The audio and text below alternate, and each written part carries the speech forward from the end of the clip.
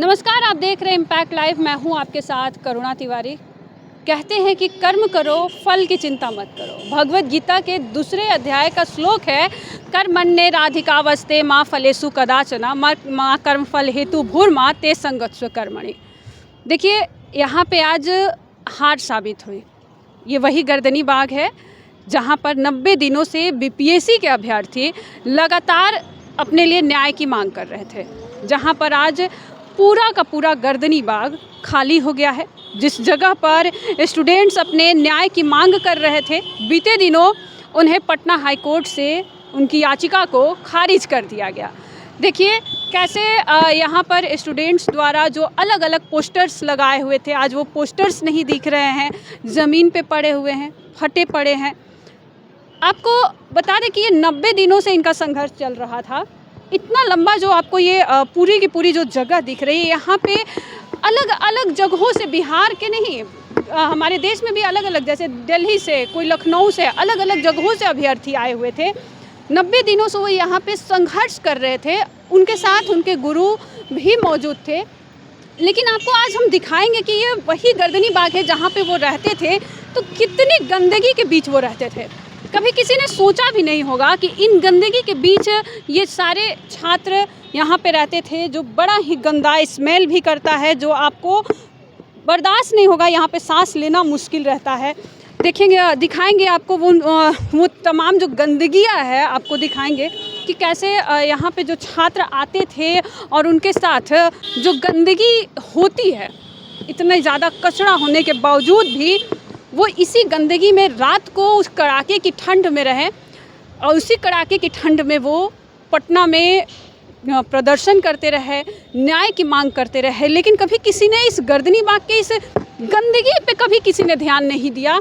जिस तरीके से इस गंदगी के बीच, मच्छरों के बीच रहकर वो सारे के सारे यहाँ पर लगातार धरना प्रदर्शन करते रहे।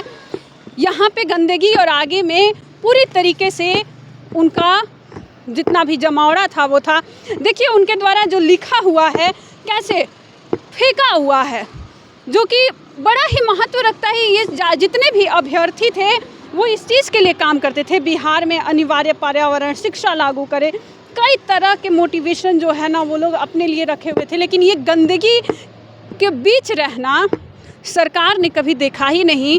गर्दनी बाग में बगल में डंपिंग यार्ड है, जो काफ़ी ज़्यादा वहाँ पे गंदगी है। लेकिन ये वही जगह है जहाँ पे वो खुद रहते थे और पीछे में इतनी गंदगी भरी होती है। देखिए जिस तरीके से यहाँ पर जो गंदगी आज हम आप लोग को दिखा रहे हैं, इसलिए भी दिखा रहे हैं कि जो अभ्यर्थी बीपीएससी की तैयारी भी करते हैं और उसके लिए अपने लिए न्याय मांगने के लिए इस गर्दनी बाग में आते हैं।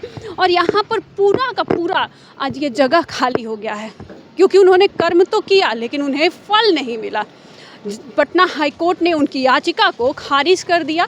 70वीं पीटी परीक्षा जो थी, अब उसके लिए ये लोग कह सकते हैं कि उनके अंदर अब जो कल बहुत सारी खबरों में देखने को मिला कि जैसे वहाँ पे कई सारे कैंडिडेट्स भी मौजूद थे, उनके द्वारा कहा गया कि आज हम हार गए लेकिन फिर भी यहाँ से हम निकलेंगे और हाई कोर्ट से नहीं, अब न्याय मिला तो अब सुप्रीम कोर्ट पहुँचेंगे। उनके द्वारा जब छात्र जब प्रदर्शन कर रहे थे ना, पूरे बिहार में सिर्फ एक ही मुद्दा था, बीपीएससी री एग्ज़ाम।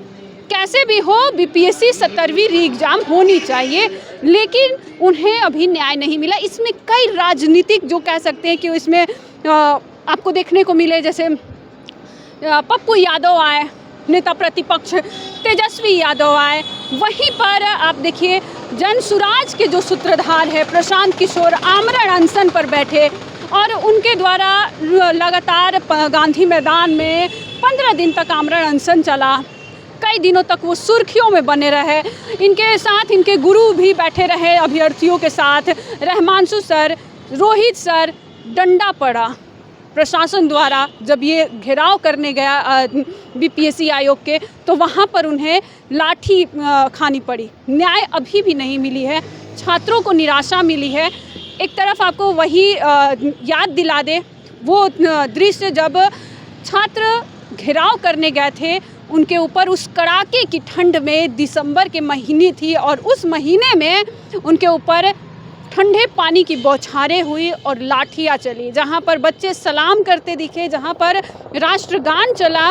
देखिए कहीं ना कहीं हमारे आज भी बिहार में जो बीपीएससी को लेकर जो क्रेजनेस, पागलपन दिखने को मिलता है, ये सिर्फ अभ्यर्थियों के अंदर देखने को मिलता है। उनके अंदर रहता है कि कहीं ना कहीं वो इसको क्लियर कर लेंगे, अपना भविष्य बना लेंगे।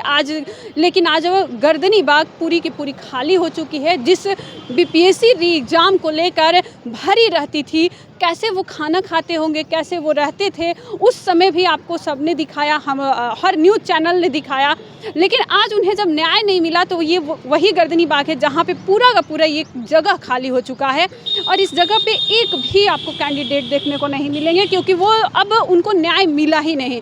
देखिए जो फिलहाल अब बात करेंगे कि जिस तरीके से उनके जितने भी गुरु थे, यहाँ पर आपको पॉलिटिक्स भी देखने को मिला। कई सारे ऐसे गुरु लोग भी आए जिनके ऊपर आरोप लगा कि वो अपना प्रमोशन करने आ रहे हैं, जैसे खान सर हो गए, रहमानसु सर हो गए, रहमान सर हो गए और रोहित सर जो शुरुआत से ही यहाँ पर थे, उनके ऊपर भी लाठीचार्ज हुआ, वो भी बीच में गायब हो गए थे। फिर रहमानसु सर को गिरफ्तार कर लिया गया था।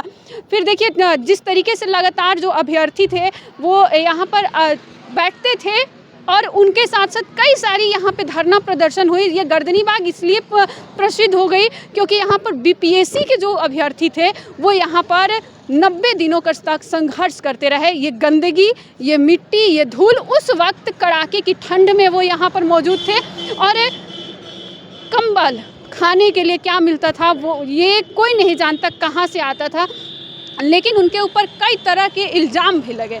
अब देखिए सुप्रीम कोर्ट में ये जाने की बात कह रहे हैं, क्या कुछ होता है सुप्रीम कोर्ट में जाकर। आपका इस खबर पे क्या कहना, अभी हमारे साथ साझा करें। देखते रहे इम्पैक्ट लाइव। सहयोगी राहुल के साथ मैं करुणा तिवारी, पटना।